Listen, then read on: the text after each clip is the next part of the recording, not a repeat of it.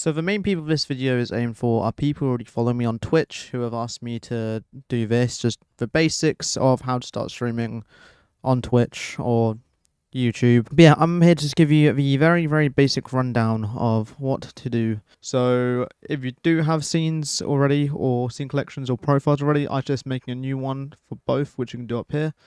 So I'm just going to name these tutorial. You can name them whatever you want. I'd say yes to doing the auto config wizard because it does help sometimes, and they give you the option of optimize for streaming, recording secondary, optimize just for recording. I will not be streaming, or I will only be using a virtual camera. Because we're going to be streaming, I obviously say optimize for streaming. We'll likely change most of the settings that they ask about, but it's just helpful a little bit. When it comes to the video settings, if you already struggle with running some games on your computer or device, and your internet connection speed is not the greatest, especially upload, I suggest going for 720p. I will talk more about the best bitrate and resolution once we get a little bit further down the line, and I suggest just clicking 60. For your service, obviously you've got Twitch, YouTube, Facebook Live, for whatever reason, Restream, and Twitter. For our sake, we're just going to go Twitch, and I suggest connecting account.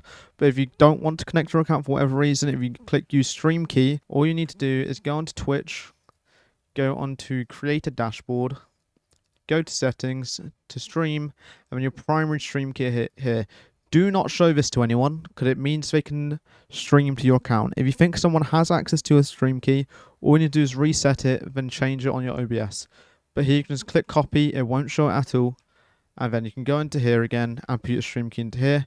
But for the sake of this, I'm going to go ahead and connect account. I do not recommend hardware encoding. Well, if you have a lower internet connection, I do not recommend hardware encoding. However, as it says here, hardware encoding eliminates most CPU usage, but uses more bitrate to obtain the same level of quality.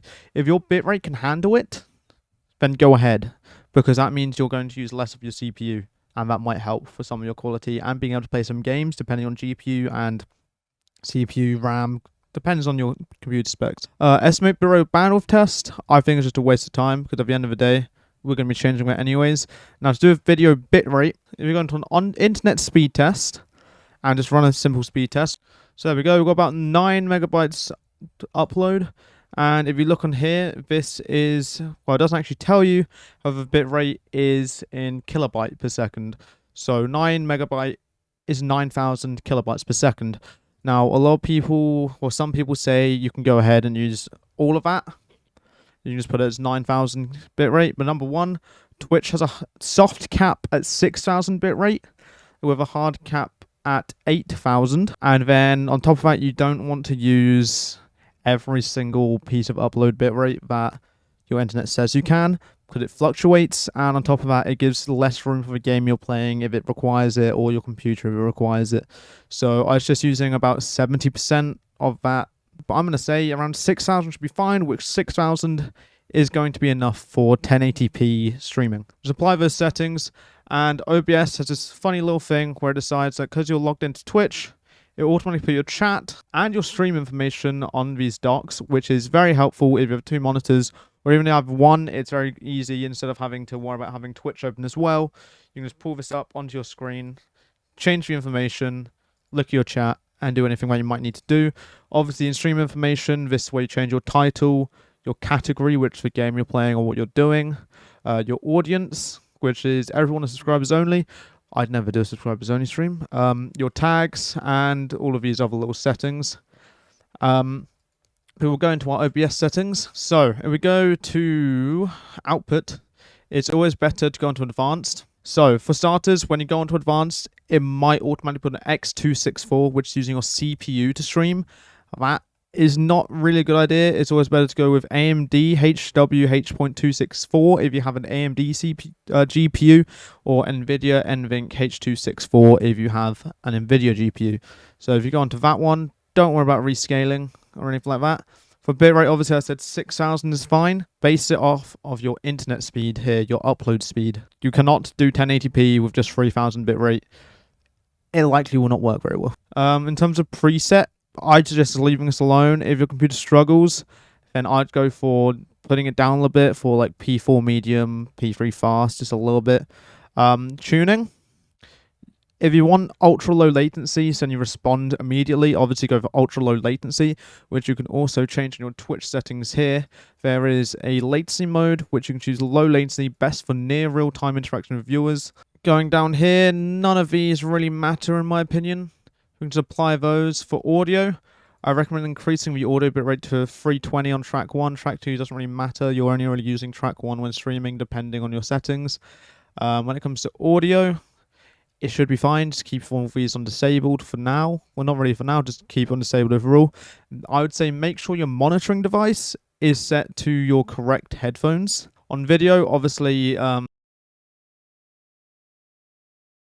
anyways, now that we've done that, that's the basics done. But yeah, now we're going to add sources, different scenes, and stuff like that. Let's start off with a basic scene for when we're just playing games. This is how I do it. I don't do different scenes for different games or anything like that. It's just one scene. A lot of people still use stuff like desktop capture or just audio output capture. However, I like to use application audio capture, which is in beta right now. So sometimes it does have a little bit of bugs. Sometimes it does go a bit robotic-y or static-y, but if someone's watching your stream, they will let you know. But the thing you can do with this is it means you can choose any single tab or window you have open to play on your stream, and then say you'll listen to your own music, just because it might be easier for you to concentrate or more fun for you, they won't be able to hear it if you only have the game volume selected. I do suggest though, if you're playing a game by yourself, to have some sort of music on the background, just because then it's a little bit too quiet. So let's say you're watching some YouTube videos. Sure, let's go into this YouTube tab here. There we go, we've got that. And now if I go onto that YouTube tab, it's all perfect. There you go, you can see it's working down there on the audio mixer. Obviously, you don't want it to be that loud in the yellow, because that's 100% going to be louder than you are. So turn that down at least however much you think it should be. I would say for the game you're playing to be around minus 40 to minus 35. Like, I feel ashamed. Like around there. Next, obviously, you're going to want your microphone, which is very simple. Audio input capture device. My microphone is the Firefine SC3. That's not my actual microphone. That's my audio interface. I would then immediately say, just before you forget, go into your microphone filters and get some noise suppression on it. Obviously, if your CPU might not be the most amazing, go for the speaks, low CPU usage, low quality. If you think your PC can handle it, and it will handle it, then go for the RN noise, good quality, more CPU usage. If it's reaching into the red, I recommend turning it down just a little bit. So on my own personal stream, I have it minus 2.5. So then when the louder parts of my words are being said, it's at minus 15. And when I'm just speaking overall, it's at around minus 20. And then now, a lot of people use game source, whatever it's called, game capture. There it is. I have never used game capture. I don't use game capture, even though it can automatically detect the game you're playing. I have had more problems with it than with display capture or window capture. So the way display capture works is that it just displays your monitor. That's your display capture. You're playing a game and maybe you just have one monitor, it will be more helpful to go ahead and use window capture, or a game that's not full screen, window capture, and just chuck window capture on that game or something you're playing. So let's just say Blockbench. Sure, there we go. I'm using Blockbench, put that on. And then because obviously it's only capturing the game, it's not capturing the full screen. So make sure your window capture, you right click on it. You can right click it here or on the actual screen, go to transform and stretch the screen. And now obviously if you want music like from Spotify playing and you've already got your game audio capture, your microphone audio capture, and your window capture, then once again just going to go to application audio capture. Okay, there we go, there's Spotify.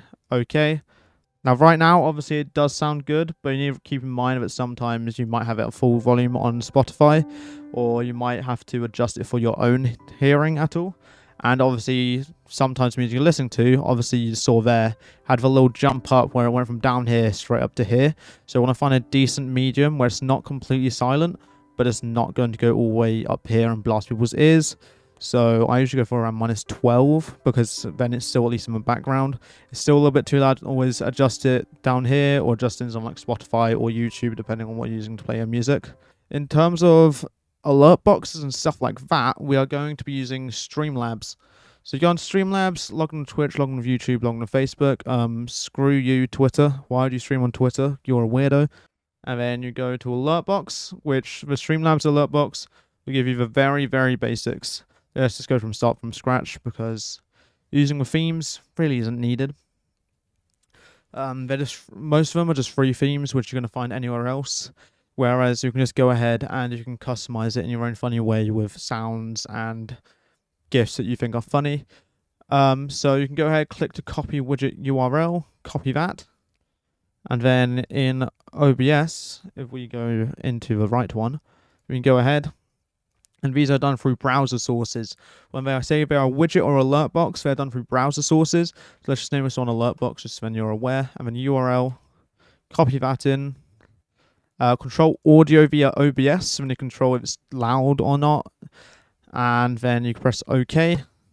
And there you go, you've got the alert box in there. And then if I go ahead, go on to the alert box here, press test, Twitch follows.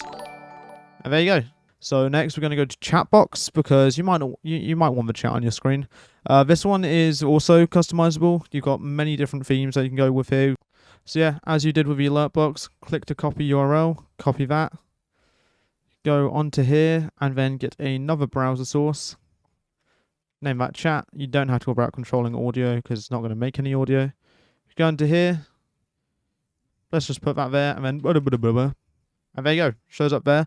For some reason, there's a gap here, so you might want to move it over the edge a little bit, and then there you go, it's on the screen. Now, in terms of other Twitch settings as well, if I go back into the stream settings, disconnect protection, if it has some sort of problem, you just need to make sure you reconnect in 90 seconds, and then it'll still continue the exact same stream. Low latency mode, as I said, if you want real-time interaction and your internet can work fine with it, then go for that. And copyright audio warnings. Copyright audio really doesn't matter on Twitch. You don't need to worry about someone playing copyrighted music or anything like that.